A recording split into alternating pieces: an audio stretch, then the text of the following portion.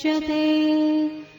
पूर्णस्य पूर्णमादाय पूर्णमेवावशिष्यते। ॐ शान्ति शान्ति शान्तिः।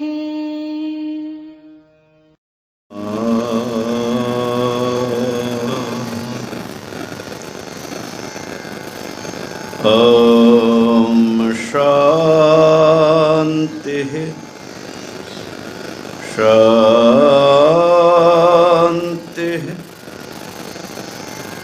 शान्तिः।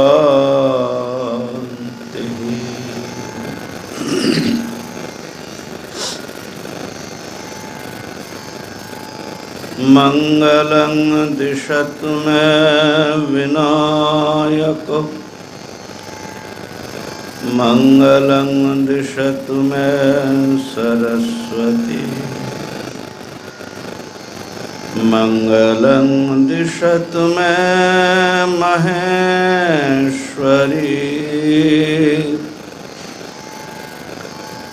मङ्गलं दिशतु मे सदा शिव।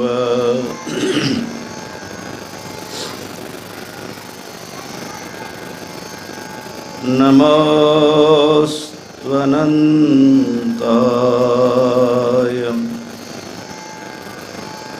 सहस्रमूर्तये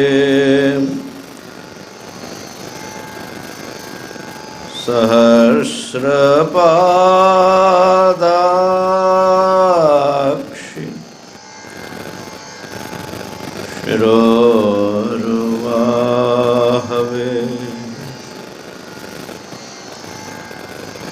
सहस्रनाम्ने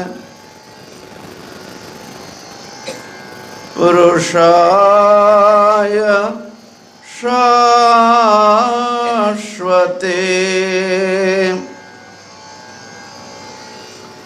सहस्रकोटि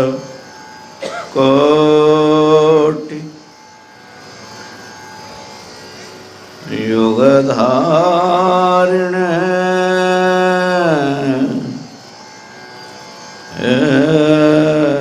नमः।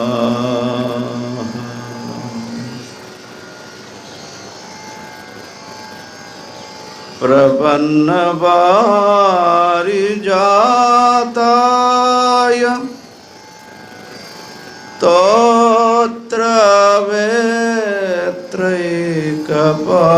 स्तोत्रवेत्रैकपाणये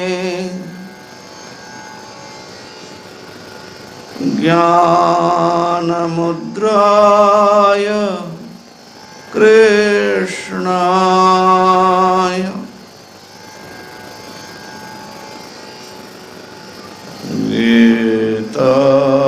गीतामृत दुहे नमः।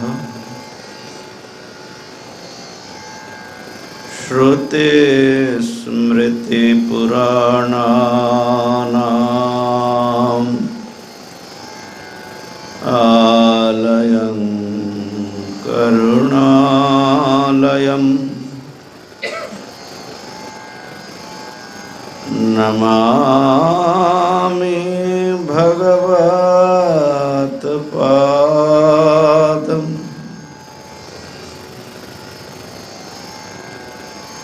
शङ्करं लोकशङ्करं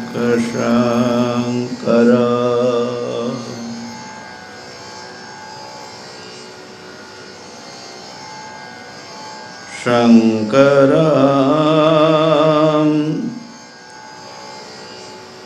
लोकशङ्करम्।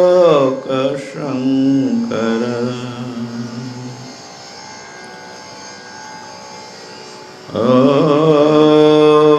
शान्तिः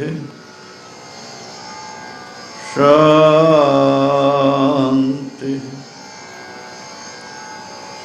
शान्तिः।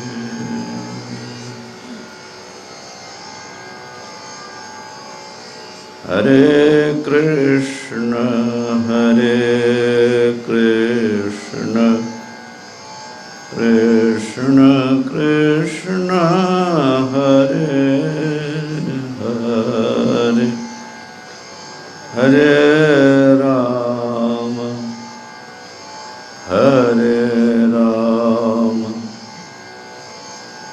राम राम हरे हरे।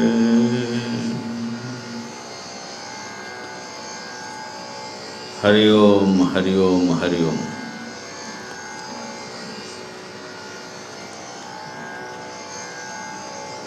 विश्वरूप अध्याय का स्वाध्याय हम लोग कर रहे हैं।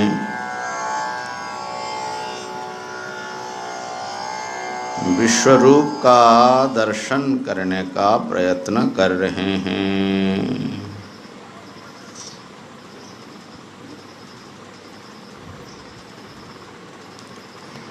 विश्व संपूर्ण विश्व में व्याप्त एक दिव्य चेतन सत्ता जो समस्त विश्व के रूप में प्रकट होते हैं, वह अनंत हैं और अनंत रूपों में अपने को प्रकट करते हैं। विश्व के कोई भी व्यक्ति या वस्तु उनके अस्तित्व से बाहर नहीं है, उनके सत्ता से भिन्न नहीं है। इस बात को हम समझने का प्रयत्न कर रहे हैं। पहले सूत्र का उच्चारण करते हैं। ततः अनन्यया भक्त्या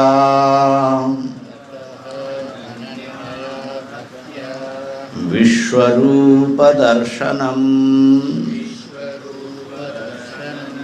ततः अनन्यया भक्त्या विश्वरूप दर्शनम्।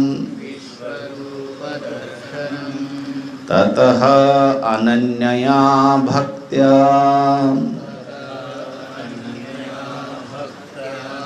विश्वरूप दर्शनम्।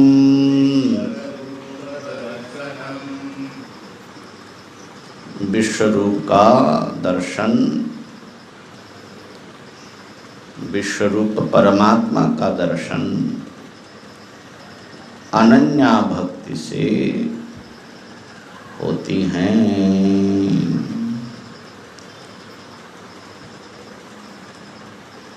हम लोग विश्व के समस्त वस्तुओं को भिन्न भिन्न देखते हैं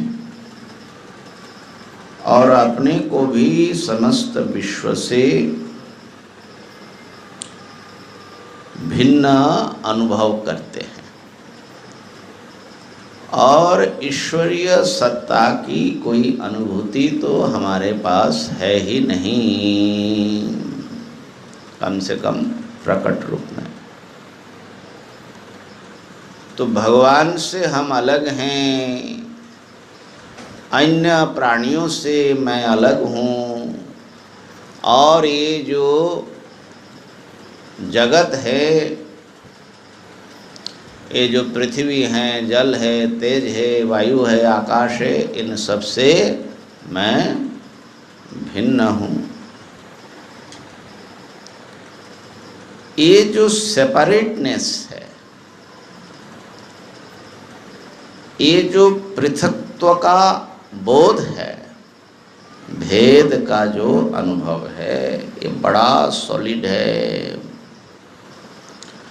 मैं सबसे अलग हूँ, इस अनुभूति को लेकर के ही हमारा समस्त व्यवहार, समस्त चिंतन, समस्त कर्म संपादित होता है। इस भेद चेतना में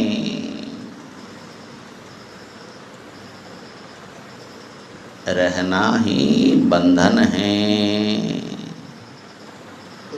इस भेद ज्ञान का ही नाम असल में अविद्या है।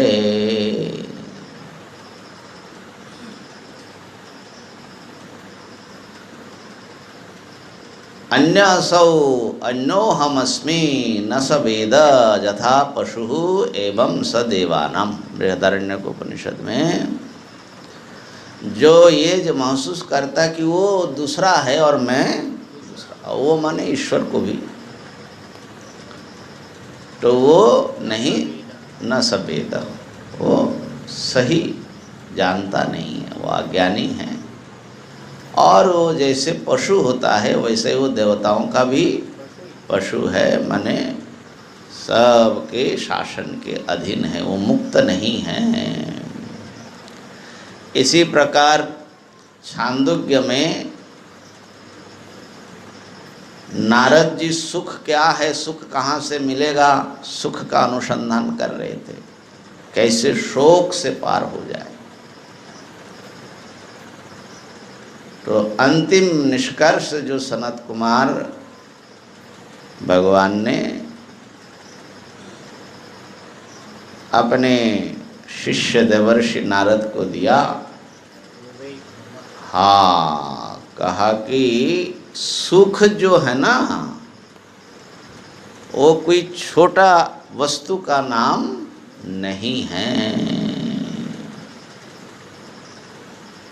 क्योंकि जो छोटा होगा, जद अल्पम तन्मर्त्यम, वो नाशवान होगा, और जो नाशवान वस्तु होगा तो उससे प्राप्त होने वाला सुख भी नाशवान होगा, वो असली सुख नहीं है। तो सुख क्या है महाराज? यो वै भूमा तदमृतम भूमैव सुखम, जो बड़ा है वो सुख है। बोले ये बड़ा क्या और छोटा क्या महाराज? छोटा दुख है, बड़ा सुख है। आप लोग सुख चाहते कि नहीं चाहते? चाहते हैं, तो फिर छोटापन छोड़ना पड़ेगा। छोटे को पकड़े रहेंगे तो कभी सुखी नहीं हो सकते। कहा कि महाराज ये अल्प क्या है, छोटा क्या है? यत्र अन्यत् पश्यति अन्यत् शृणोति अन्यत् विजानाति तदल्पम। जहाँ पर दूसरा दिखाई दे, अपने से भिन्न कोई अस्तित्व आपको दिखता है,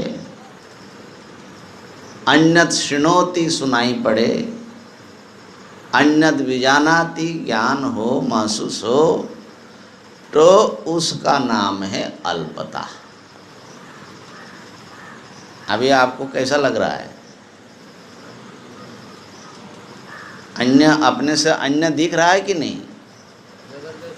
दिख रहा है। अपने से भिन्न कोई चीज़ सुन रहे हैं कि नहीं? सुन रहे। अपने से अन्य चीज़ों का अनुभव हो रहा है कि नहीं?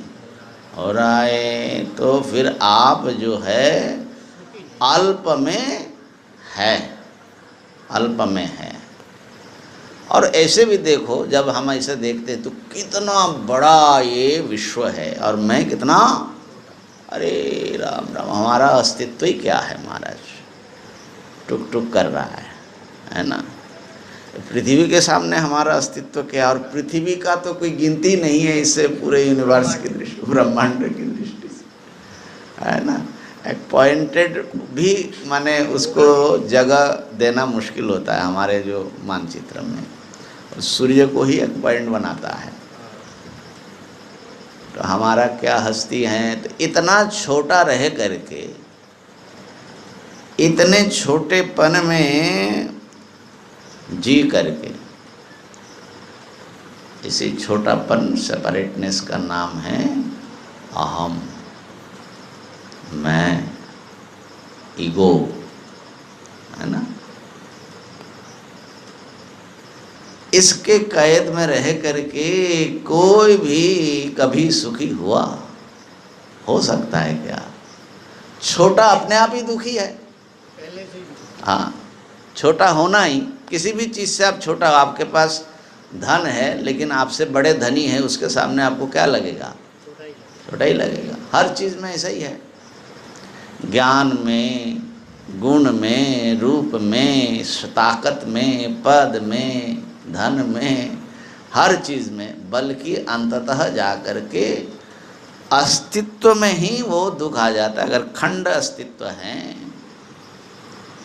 तो यही अज्ञान है। वेदांत बोलता है कि कोई ज़रूरी नहीं कि आप छोटे बने रहो, और यहाँ भगवान दिखा रहे हैं कि तुम भी असल में छोटे नहीं हो, तुम बहुत बड़े एक सत्ता का हिस्सा हो, तुम अलग नहीं। ये कैसे अपने सेपरेटनेस को हम ट्रांसेंड करें, अतिक्रम करें, इसको कैसे पार करें, यही असली चैलेंज है।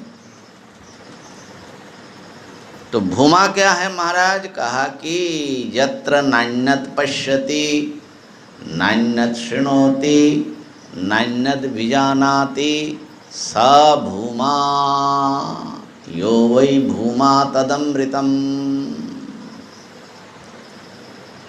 जहाँ पर दूसरा नहीं दिखाई पड़ता, दूसरा सुनाई नहीं पड़ता, दूसरा का विज्ञान नहीं होता, वही है भूमा।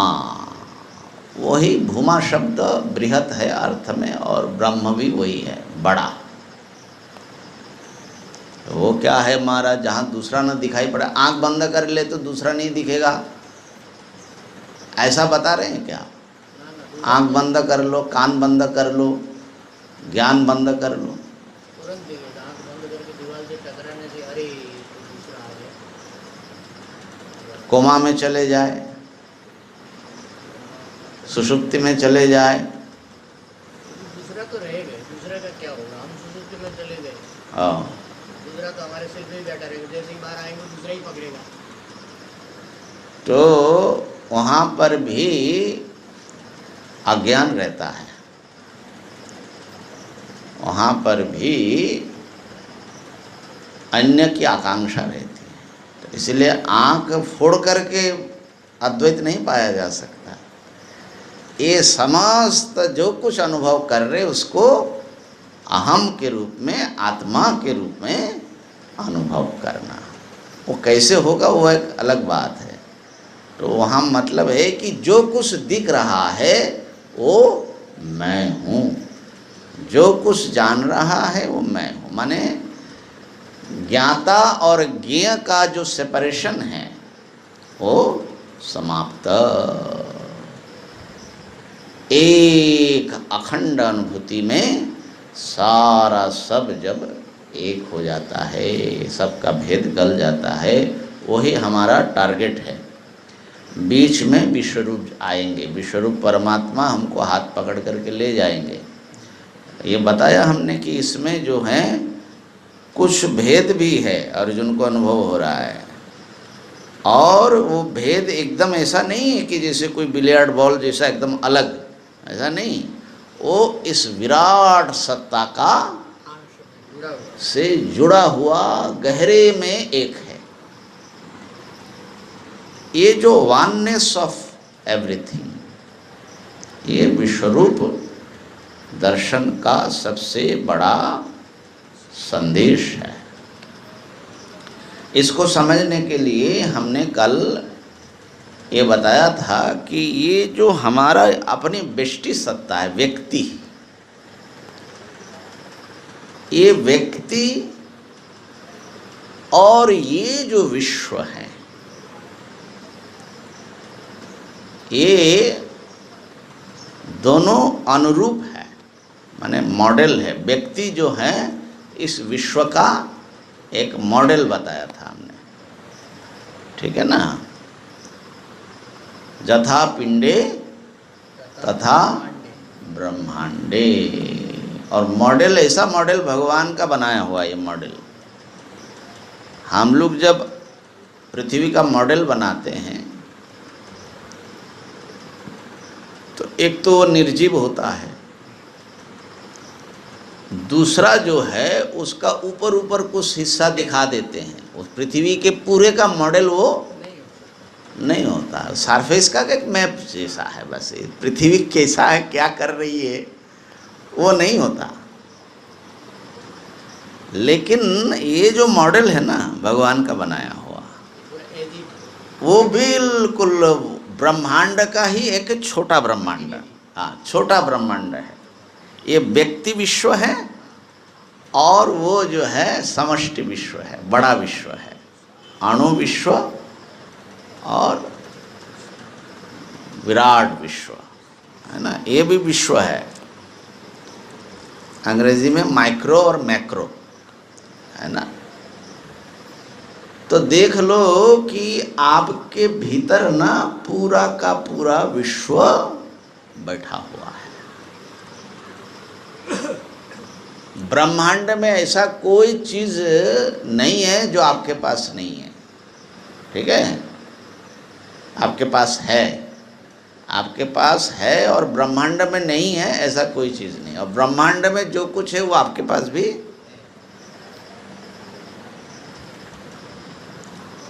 इसीलिए कल एक हमने उक्ति कहा था, संभवतः ये रूमी की हैं, we are not a drop in the ocean but we are the entire ocean in a drop. हम लोग सिंधु में एक बिंदु नहीं है, हम पूरे सिंधु एक बिंदु में है, समाहित है। और बात सचमुच ऐसा ही है। तो कल दिखाया था कि हमारा जो शरीर है ये पंचभूतों का बना हुआ है। इसमें मिट्टी है, जल है, आग है, गर्मी, वायु है और आकाश स्पेस है। तो ये ब्रह्मांड किससे बना है? ये विश्व देह भी इन्हीं पांच भूतों से बना हुआ है।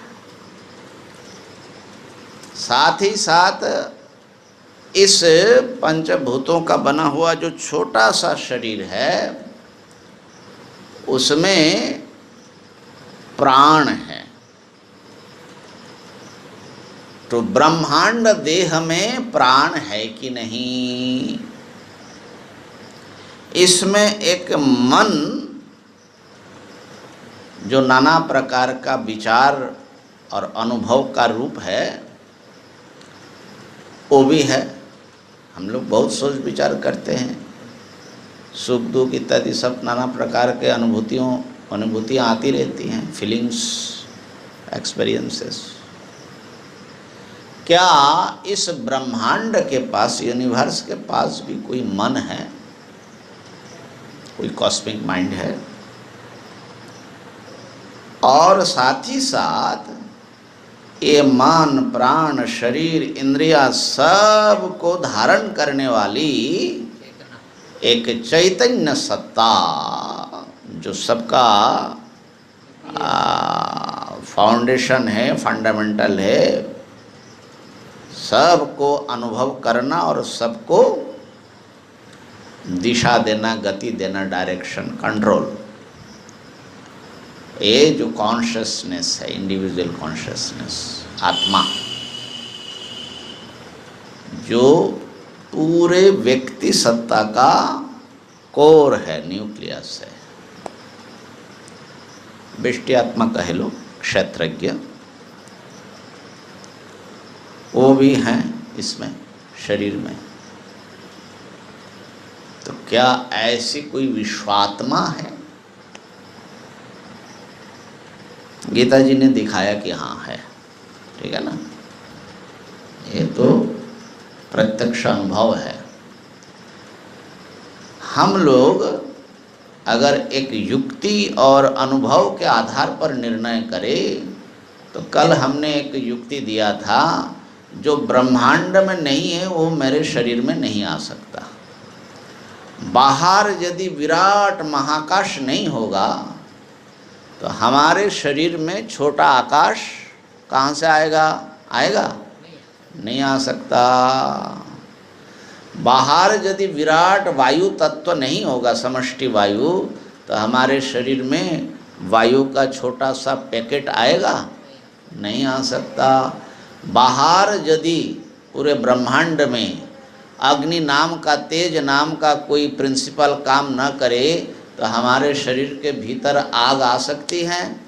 नहीं आ सकती। बाहर यदि जल नहीं होगा तो हमारे शरीर के अवयवों में, कण कण में जल कहाँ से आएगा? बल्कि तो सप्लाई होती है, ठीक है ना। और बाहर यदि अन्न नहीं होगा तो ये शरीर बनेगा कैसे? इसका मतलब ये है साफ साफ, यहाँ जो कुछ है छोटे रूप में वो बाहर समष्टि के पास वो होना आवश्यक है, ठीक है ना। नहीं तो एक देह में नहीं, सभी देह में उनको सप्लाई देना है। तो यहाँ पर इस छोटे से देह में प्राण है, जीवन, ये जी रहा है। ये जो है लिविंग बॉडी है, ये नॉन लिविंग मैटर मात्र नहीं। तो इसमें लाइफ कहाँ से आया? जो विश्व के पास नहीं है वो आपके पास आ जाएगा। तो इसका मतलब है कि पूरा विश्व जो है वो लिविंग यूनिवर्स है, वहीं से लाइफ आ रहा है। तो महाप्राण, समष्टि प्राण, उसी में से एक हिस्सा, जैसे समुद्र का एक तरंग इसमें खेल रहा है ना। और हमारे पास मन है, इंडिविजुअल माइंड। हम लोग कितना सोचते विचारते हैं, जानते हैं, अध्ययन करते हैं, सीखते हैं। माने हमारे पास ये फैकल्टी है जानने का, महसूस करने का, विचार करने का, बहुत सारे इन्फॉर्मेशन गैदर करते हैं। हमारे पास ब्रेन है लेकिन हम माइंड कह रहे हैं। तो क्या इस यूनिवर्स के पास कोई कॉस्मिक ब्रेन, कॉस्मिक माइंड नहीं होगा? क्या नेचर के पास कुछ ऐसा मैकेनिज्म नहीं होगा जो इतने ब्रेन बना दे रहे हैं निरंतर हर प्राणी में? तो उस नेचर के पास ब्रेन ही नहीं है। कमाल की बात है भैया, है?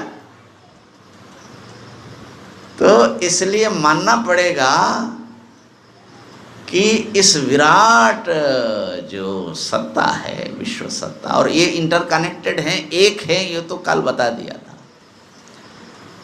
ये सब टुकड़े टुकड़े में नहीं है, एक है। Whole universe is a one, माने अनब्रोकन एग्जिस्टेंस, ये कोई टुकड़ा नहीं है। तो उनके पास जो है सारा इन्फॉर्मेशन होगा, सारे विश्व का।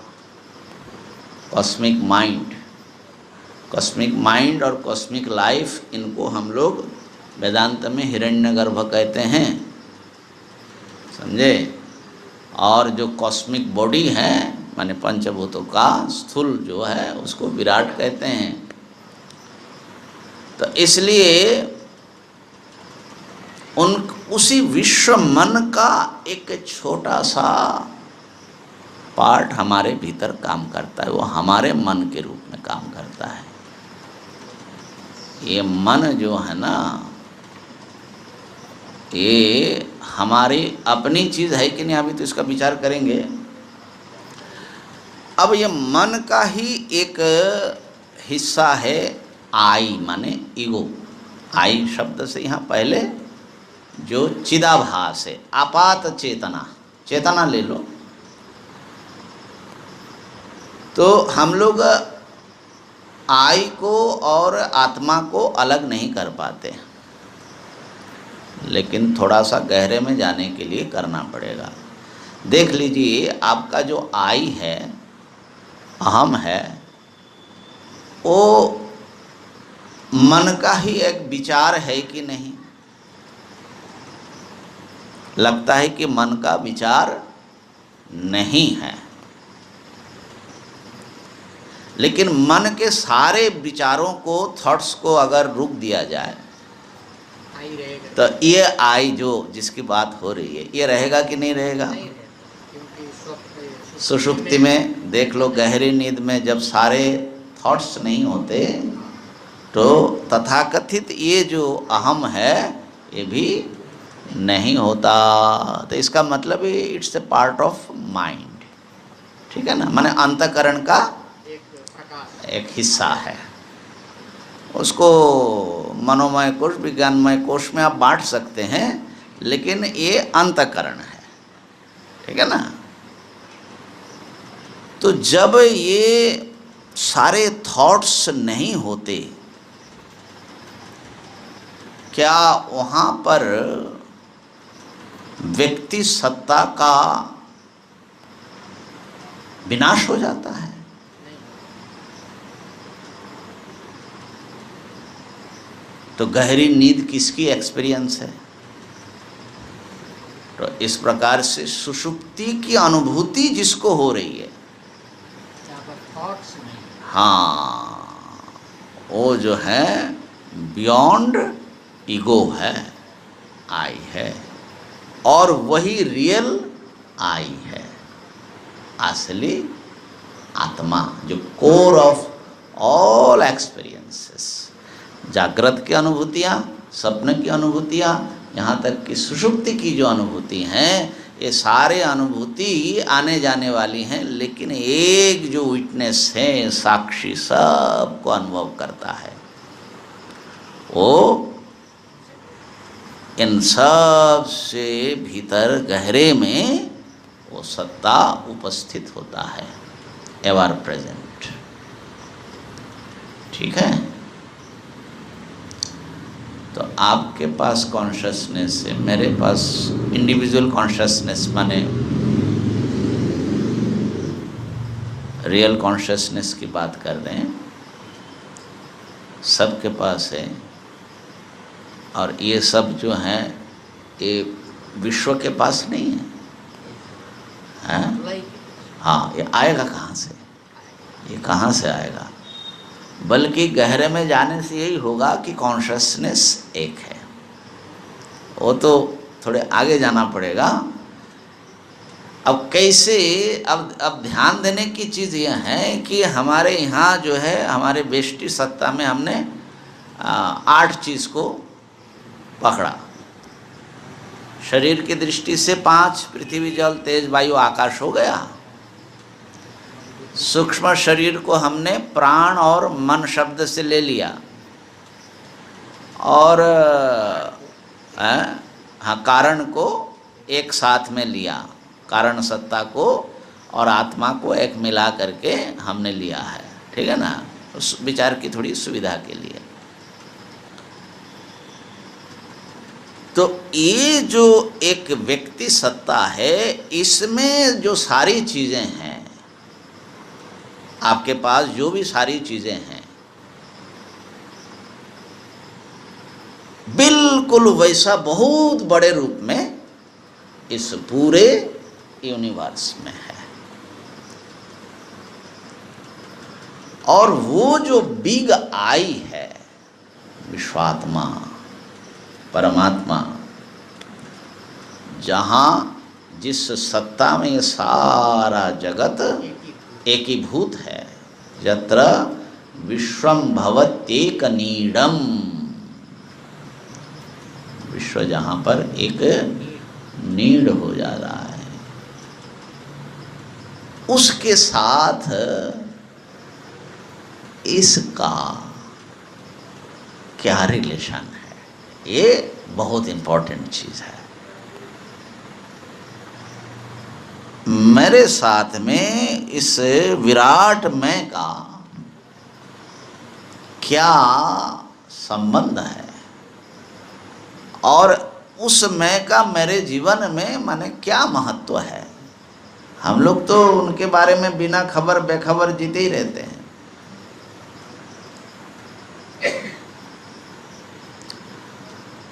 तो इस रिलेशनशिप को आविष्कार करने के लिए देखना पड़ेगा मेरे पास जो कुछ है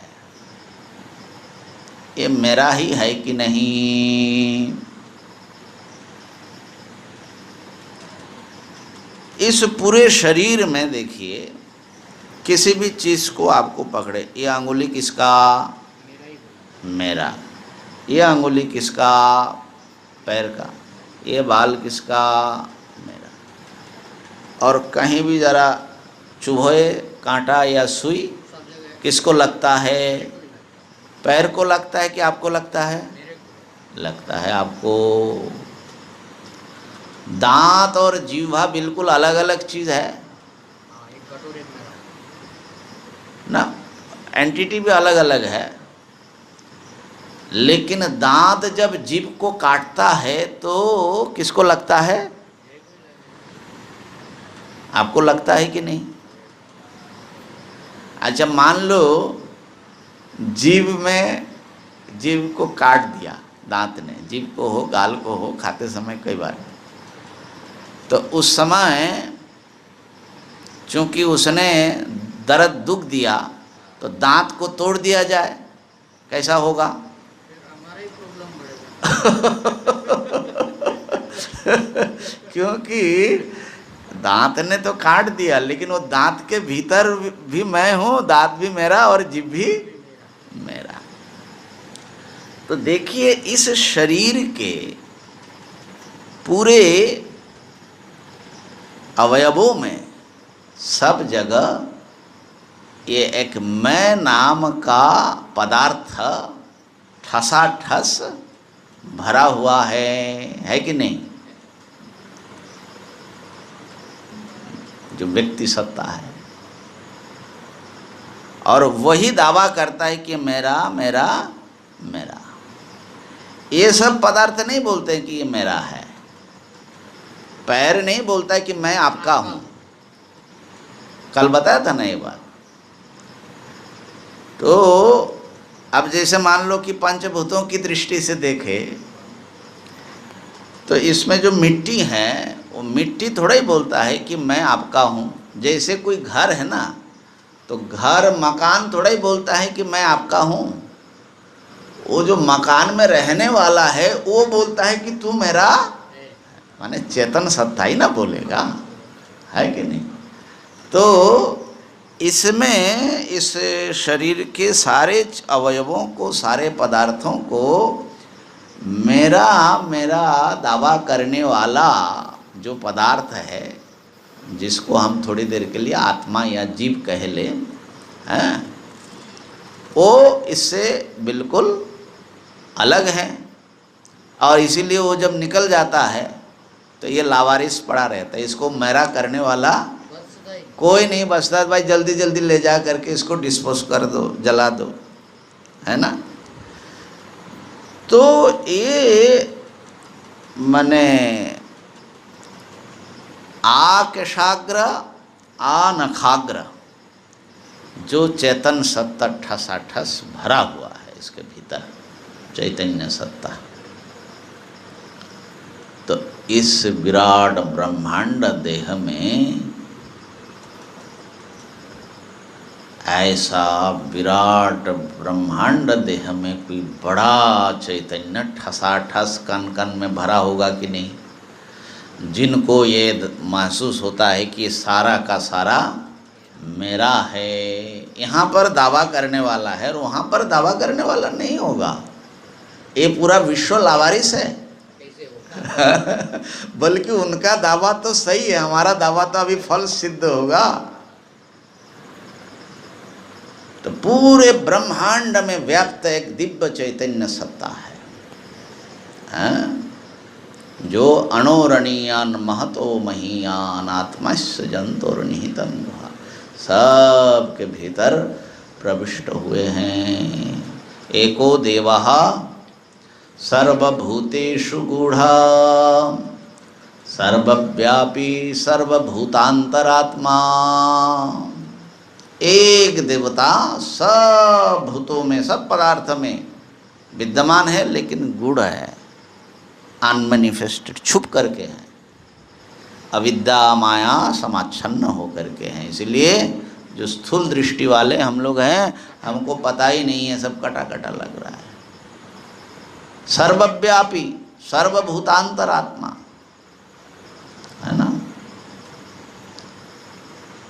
कर्माध्यक्ष सर्वभूताधिवास साक्षी चेता केवलो निर्गुणश्च, एक साथ में ही सगुण निर्गुण है। तो उस परम चैतन्य की अनुभूति, व्यष्टि चैतन्य जिसका एक छोटा सा इमेज है, जैसे एक सूर्य अनेक दर्पणों में अनेक दिखता है, ऐसा ही अनेक अंतकरणों के भीतर आकर के वो अनेक दिख रहा है। एक अनेक बनने का बड़ा ट्रिक है उनके पास में। तो उस विराट ब्रह्म चैतन्य के साथ इस जीव चैतन्य का संबंध आविष्कार करना और अनन्य भक्त होना, ये जो एकादश अध्याय का मैसेज है। अब देखिए, हम जो ये मेरा मेरा करते हैं, क्या ये मेरा है या मैं हूँ? इस शरीर में जो आकाश है, देहाकाश, वो देहाकाश का मालिक मैं हूँ कि नहीं हूँ? मैं हूँ। आपने पैदा किया ये आकाश, आपके कंट्रोल में है, तो आपका आकाश कैसे हुआ? तो इस देह के भीतर का जो आकाश है वो किसका है?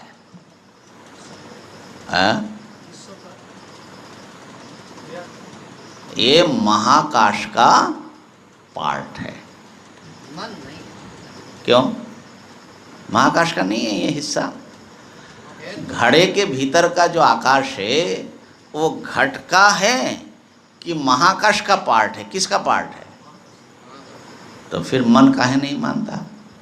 जैसे किसान का खेत है, हाँ, वो अपना खेती बाड़ी करता है। हाँ, अभी यदि आप उस किसान को कहे कि खेत तुम्हारा नहीं है, हाँ, आप युक्ति से भी समझा सकते हो उसको। हाँ, तुमने तो पैदा नहीं किया, हाँ, तो पृथ्वी का हिस्सा है, हाँ। वहाँ पृथ्वी का हिस्सा है, हाँ, तुम यहाँ कुछ करते हो, अपना काम चलाते हो, हाँ, तो उसका जो मालिकाना हक है उस खेत का, हाँ, उसका मन मानता नहीं, उसको लगता है खेत हमारा ही है, खेती कर रहे हैं। हाँ, ठीक है, आपको दिया गया खेती करने के लिए, हमने और पैदा नहीं किया ये भी समझ में आता है, हाँ, तो हमारा है फिर। आपका ही यदि होता तो आपके जन्म से पहले किसका था? उसमें तो लफड़ा बोलते हैं। अब आपके मरने के बाद किसका होगा? वो भी फिर हाँ, तो फिर आप अपना भ्रम पालते रहिए, हम क्या करें? ये जो भ्रांति है ना, मेरा मेरा, ममेति बंधनम प्रोक्तम न ममेति विमुच्यते। ये सीधा ये जो मम है, मेरा, इसी का नाम असली बंधन है। हम लोग बंधन ढूंढते, कहाँ बंधा हुआ, कहाँ बंधा हुआ, किधर बंधा हुआ। अरे भाई, जितने में तुम्हारा मेरा मेरा है उतना तुम्हारा बंधन है, और जिस दिन ये तुम्हारे भीतर से निकलेगा ये हृदय की अनुभूति, न मम, ये मेरा नहीं है, उसी दिन आप मुक्त हो गए। न ममेति विमुच्यते। इसलिए जो यज्ञ हैं, पूजा है, उपासना है, वो असल में इसी का प्रैक्टिस है।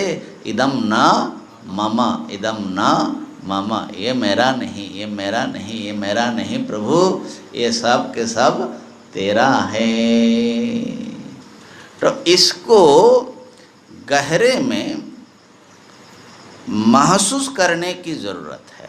देखिए, ये खाली एक थिंकिंग जिम्नास्टिक करने से हम सोच भी लेते हैं कि हाँ ठीक है, ये तो विराट ब्रह्मांड में भी वो परम सत्ता है, हम उसके पार्ट हैं, ऐसा ऐसा सोचना अलग चीज़ है। खास बड़ा काम नहीं। हाँ, आपको बियॉन्ड थॉट, माने ये थॉट्स नहीं है, जब थॉट के गहरे में उतर जाएंगे आप, विचारों के, भावनाओं के गहरे में जब उतर करके इसको महसूस करेंगे, तो आपका एग्जिस्टेंस और विश्व का एग्जिस्टेंस एक ही हो जाएगा। और है, हो जाएगा माने है तो अभी भी। तो एग्जिस्टेंस जो है, आपकी जो एग्जिस्टेंस है, it's more than your thoughts. आप आपके विचारों से, चिंतनों से बहुत महान है। हम अपने विचार और चिंतन ही हम नहीं हैं, लेकिन उसी को हम पकड़ करके जी रहे हैं। तो इसको असल में ये एक गहरी साधना है, गहरे अनुभव में उतरने की चीज़ है कि यही अंत तो हो है माई, मैं असल में कौन हूँ, क्या हूँ। तो मैं कौन हूँ, ये भी बात आ जाएगी। देखो, तो ये जो देहाकाश है, जिसको मेरा मेरा मेरा मेरा मेरा हिस्सा मैं समझ रहा हूँ, या मेरा पोजीशन मैं समझ रहा हूँ, लेकिन असल में ये तो महाकाश का ही अंश है, विराट महाकाश का अंश है। तो जिसका है वो, उसी को सौंप दीजिए इदम न मम। बल्कि हिस्सा कहना भी आकाश के लिए सही नहीं है।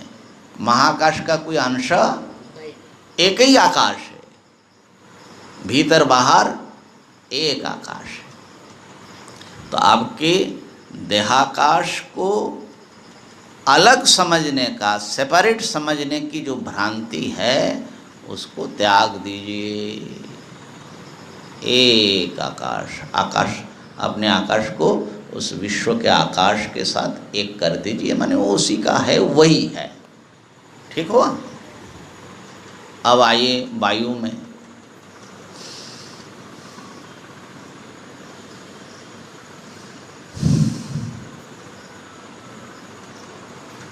ये सांस और ये हवा और इसके भीतर जो जा रहा है, ये सब मेरा अपना मालूम पड़ता है ना?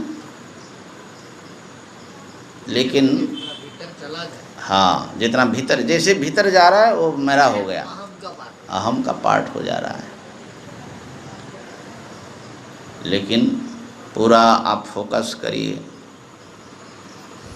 और महसूस करिए कि ये असल में समष्टि, बाहर का जो वायुमंडल है, समझ लो कि उसका एक झोंका आ रहा है और फिर निकल जा रहा है, भीतर आ रहा है,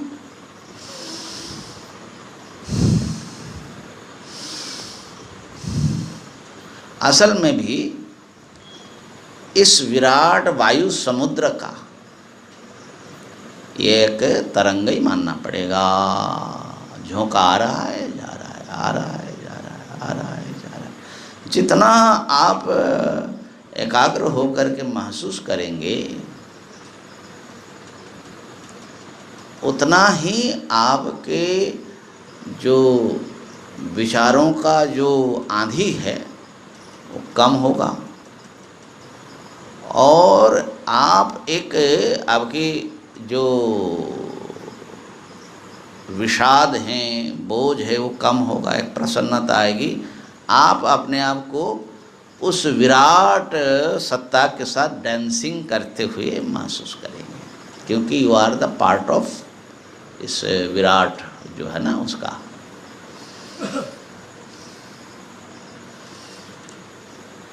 जब भीतर आ रहा है देह के भीतर, तो उस विराट का एक अनुग्रह का झोंका भीतर घुसा, प्रसाद। और फिर जो ये बाहर चला जा रहा है, तो मैं उस विराट के साथ एकाकार हो जा रहा हूँ, है ना। उसके साथ उसको समर्पण कर रहा हूँ अपने आप को, माने अपनी वायु का जो अंश है। असल में देखो तो ये भी अंश अंशी भाव नहीं है, ये भी अखंड ही है, और निरंतर डांसिंग करता है। इस प्रकार से आप विश्व के साथ जुड़िए। देखिए, विराट आकाश के साथ आप एक हुए, माने आपका आकाशीय सत्ता। इसी प्रकार विराट वायु के साथ, क्योंकि ये तो एक भ्रांति है कि वो अलग है, अलग है ही नहीं है ना। इसी प्रकार यहाँ पर जो अग्नि है वो समष्टि अग्नि का ही इस शरीर में प्रकटित उसी ऊर्जा का एक रूप है। ये भी मेरे कंट्रोल में नहीं है, न मैं हूँ न मेरा है, वो तो उसी का है। ठीक हो गया ना। इसी प्रकार जल भी निरंतर बाहर से सप्लाई होता है और फिर आपको जीवित संजीवित करके फिर निकल जाता है नाना द्वारों से। और फिर तो वो जो समष्टि जल है, जैसे गंगा जी का प्रवाह चल रहा है निरंतर, आप समझ लीजिए कि समष्टि जल तत्व के साथ आपके शरीर का जो जलीय हिस्सा है वो एक फ्लो है। असल में वो कोई स्टैग्नेंट चीज़ नहीं है। अगर उसको स्टैग्नेंट बनाने की कोशिश करें तो जिंदगी ख़त्म हो जाएगी, फिर भी स्टैग्नेंट तो होगा नहीं। तो यहाँ जो जल है उस विराट जल समुद्र का, समष्टि जल का एक अंश है, उसको दे दीजिए। ये मेरा इदम न मम। और ये बाकी जो बचा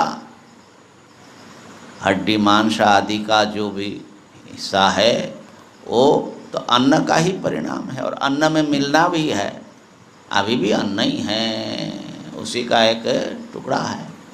जैसे मिट्टी का डाला होता है, ये थोड़ा विशेष रूप आकार लिया हुआ है, तो ये भी इसी का पार्ट हो गया। ठीक हो गया। अब आइए आपका जो प्राण है, पंचभूत तो दे दिए, अब प्राण भी मेरे कंट्रोल में मेरा नहीं है। प्राण जो है श्वास से थोड़ी गहरी चीज़ है, गहरा चीज़ है। यूँ समझ लो कि पूरे शरीर में जो एक पर्पसफुल एक्टिविटीज़ चल रहा है, सारे ऑर्गन्स एक दूसरे के साथ मिल करके वो जो एक्टिविटी है, वो जो मोशन है स्पेशल, वही समझ लीजिए प्राण है। प्राण अपन समान उदन सब अलग अलग रह करके सारे ऑर्गनों को है ना चला रहे हैं। इस पर हम अभी आएंगे, देखते हैं कितना विश्वरूप परमात्मा कितना जो है प्रकट होते हैं, है ना। तो प्राण मेरा नहीं, महाप्राण का ही एक रूप है।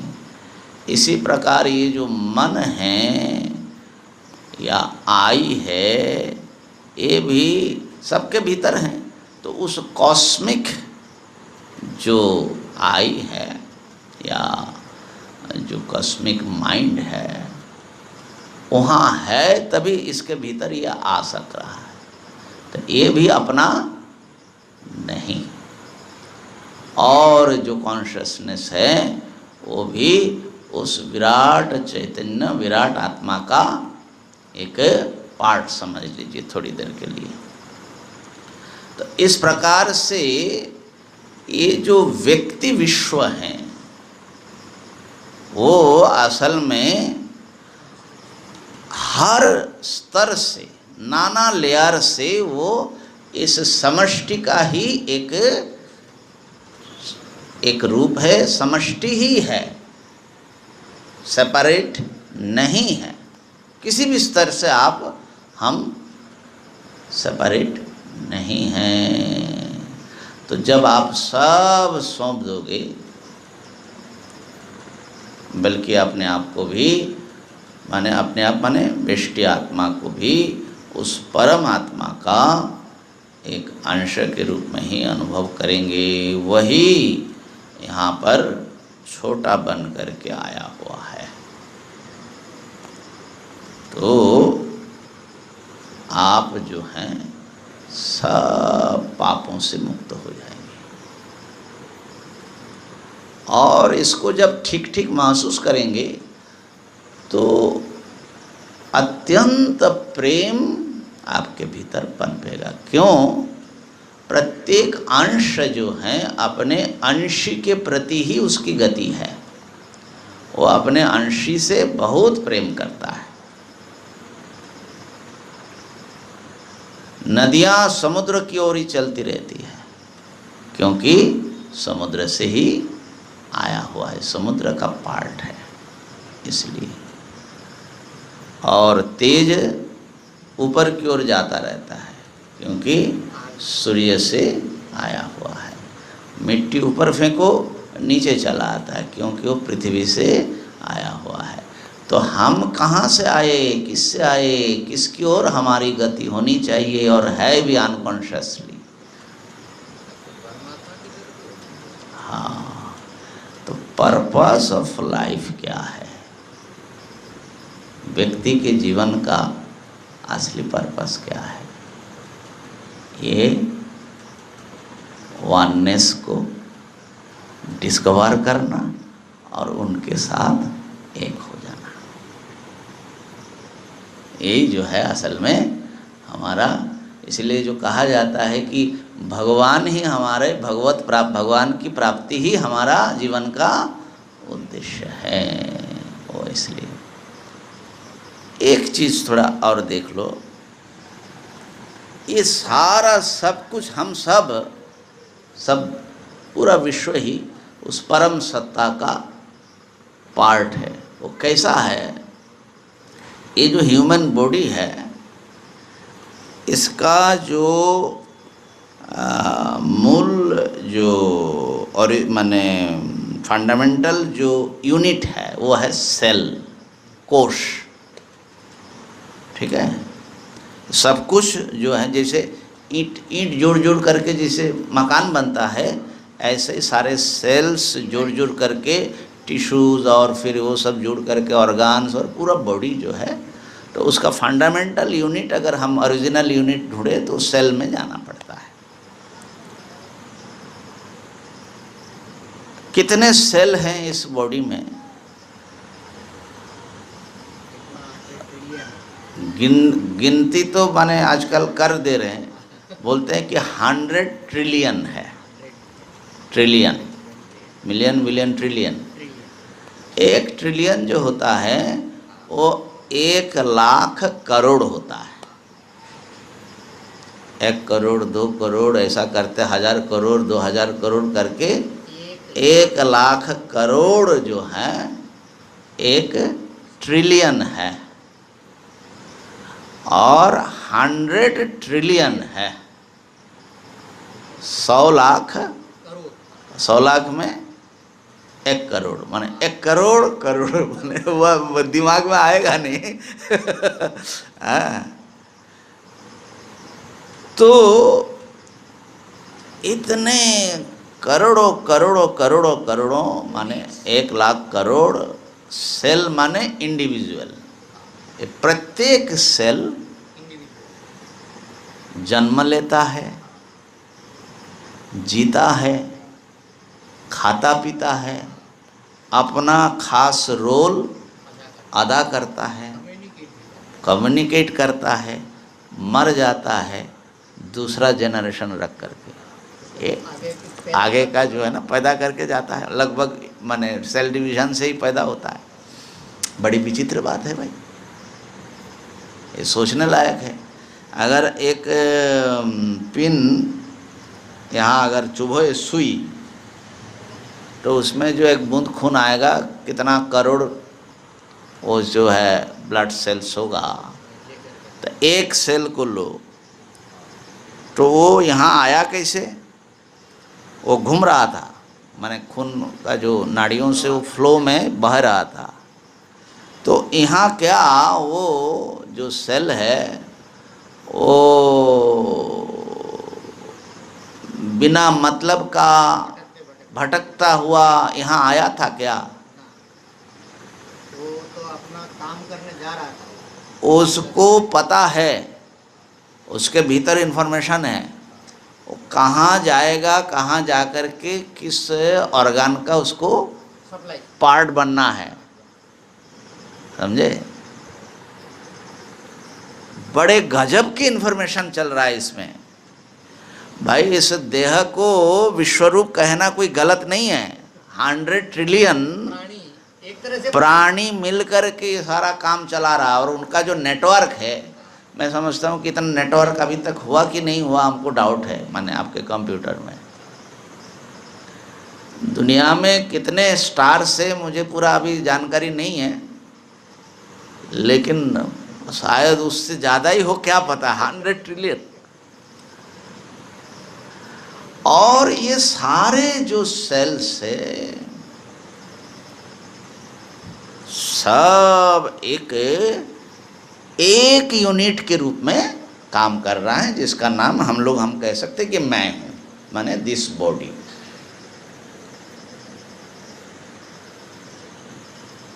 अद्भुत बात है ना? तो पूरे बॉडी के साथ एक सेल का जो रिलेशन है, उस विराट के साथ हमारा भी वही असल में वही रिलेशन है,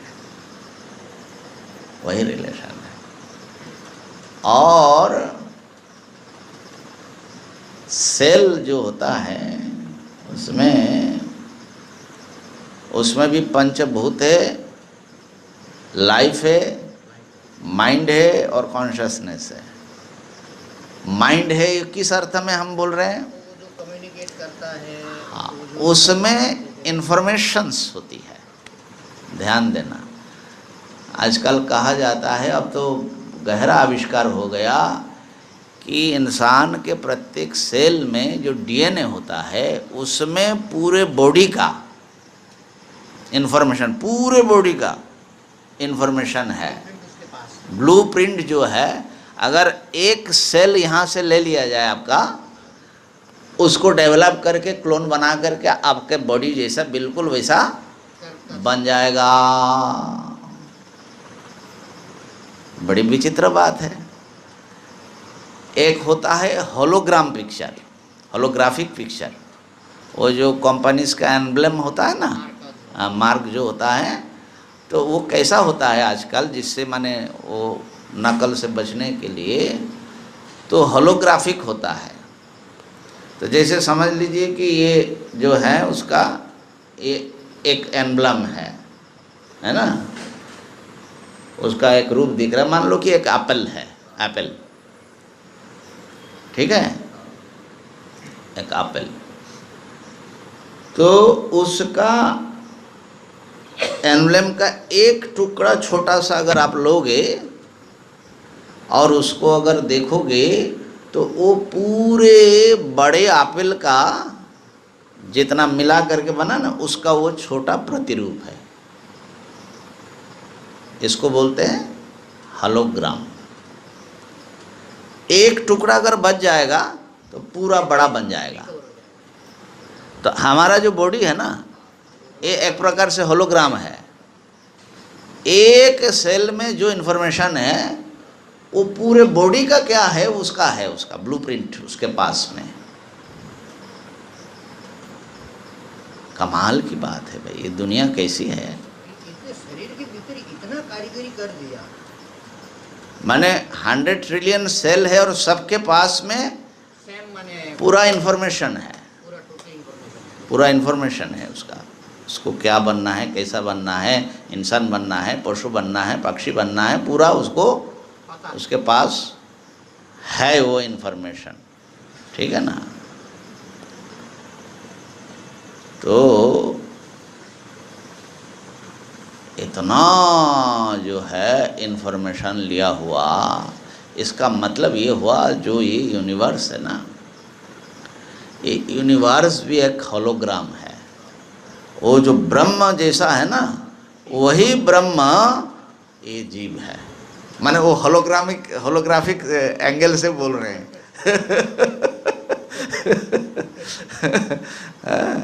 तो आप जो हैं ब्रह्म ही हैं, ब्रह्म ही है। हाँ, ये ज़रूर है कि कॉन्शस माने हमारे जो वेकिंग जो स्टेट है, कॉन्शस जो माइंड है, उसके हिसाब से ये पूरा इन्फॉर्मेशन हमारे पास नहीं है ना। तो लेकिन फिर भी ये सारे सेल्स जो हैं एक किसी मैकेनिज़्म के तहत ये सब एक मिल करके एक पूरा बॉडी का निर्माण करता है। वो मैकेनिज़्म जो है ना, जिसके पास है वो जो वही समझ लीजिए कि सबका संचालक भी हैं, है ना, सबका भीतर से गाइड करते हैं। तो यूँ हम कह सकते हैं, अगर थोड़ा सरल कर दें विज्ञान की दृष्टि से, कि एक एनर्जी, सारा सब कुछ विविधता तो एनर्जी में वो जो है, एक एनर्जी ही सब रूप लिया और उस एनर्जी में इंफॉर्मेशन है।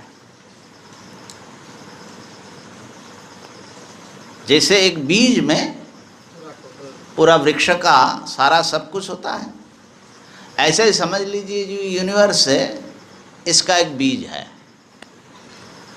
और वो बीज जो है पूरे यूनिवर्स का इंफॉर्मेशन भी रखता है और पूरे यूनिवर्स के रूप में प्रकट होने का सामर्थ्य भी रखता है। इंफॉर्मेशन रखने का नाम है सर्वज्ञता। इसका मतलब पूरे विश्व का जो कुछ होगा सब उसके पास होगा ना, इसको बोलते सर्वज्ञता। और सब कुछ बनने का, सब रूप लेने का जो ताकत है उसको बोलते हैं सर्वशक्तिमत्ता। ठीक है ना। तो जो सर्वज्ञ सर्वशक्तिमान कॉन्शसनेस है, एंटिटी, वन एंटिटी है, वो एक सत्ता ये सारे रूपों में आए हुए हैं और सब को ऑपरेट कर रहे हैं। विश्व रूप में भगवान यही दिखा रहे हैं कि देखो ये मेरे कितने रूप है।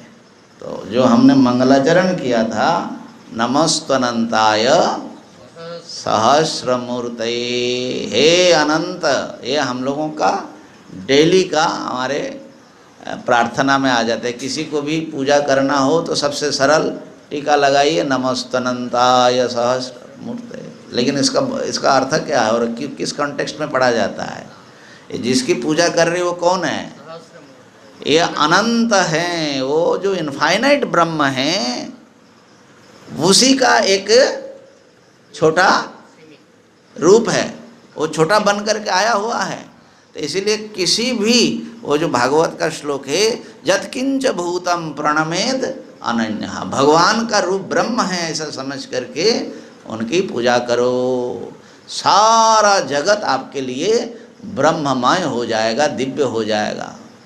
तो अनंत को, हे अनंत, आपको नमः अस्तु। सहस्र मूर्तये, जिनकी असंख्य मूर्तियां हैं, अनंत रूप है विश्व के रूप में। सहस्र पादाक्षी, सैकड़ों पैर, सैकड़ों शीर, आँख, ये वही विश्व देख रहा है इन सब आँखों से, सबके भीतर से। आप भी देखते हो, वो भी देख रहा है, बल्कि आप बन करके वो देख रहा है, और आपके भीतर से झांकने वाला वो भी है। शिरोरपाहवे, शीर, उरु, बाहु, सब करोड़ों करोड़ों असंख्य, है ना। सहस्र नाम ने, नाम उनका अनंत है। जितना नाम है सब उसी ब्रह्म को ही कह रहे हैं। पुरुषाय शाश्वत, वो एक, अनेक होता हुआ भी एक है। पुरुष परिपूर्ण है, शाश्वत है। सहस्र कोटि युग, कितने काल, कितने युग आया गया, सारा काल को वो धारण किया हुआ है, उनके भीतर खेल रहे हैं। युगधारिणे नमः।